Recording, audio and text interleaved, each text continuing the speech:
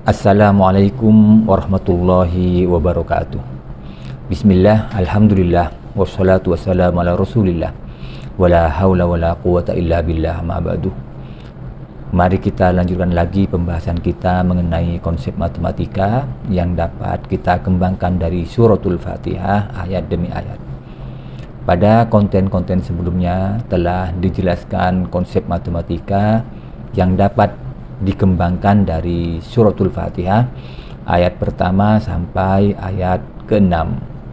Pada kesempatan ini akan dijelaskan konsep matematika yang dapat dikembangkan dari ayat ke-7 suratul Fatihah.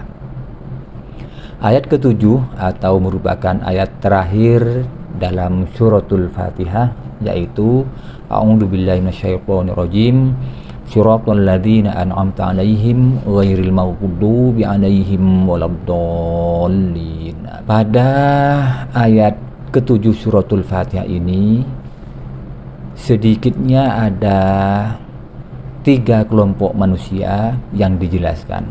Yang pertama yaitu kelompok yang oleh Allah Subhanahu wa taala diberikan kenikmatan. Yang kedua yaitu kelompok yang dimurkai oleh Allah. Dan yang ketiga adalah kelompok orang-orang yang tersesat. Jadi ada kelompok orang yang diberi kenikmatan oleh Allah, dan hal ini dapat kita kembangkan ke dalam konsep himpunan, yaitu himpunan orang-orang yang mendapat kenikmatan dari Allah Subhanahu wa taala. Yang kedua yaitu kelompok orang-orang yang dimurkai oleh Allah, atau dapat kita kembangkan ke dalam konsep himpunan, yaitu himpunan orang-orang yang dimurkai oleh Allah Subhanahu wa taala. Dan yang ketiga adalah kelompok orang yang tersesat. Dan dalam konsep matematika kita kembangkan dalam konsep himpunan, yaitu himpunan orang-orang yang tersesat.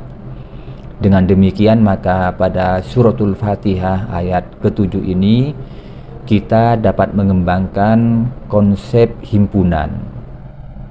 Yang pertama yaitu himpunan orang-orang yang mendapat kenikmatan. Yang kedua himpunan orang-orang yang mendapat kemurkaan dari Allah. Dan yang ketiga adalah himpunan orang-orang yang tersesat.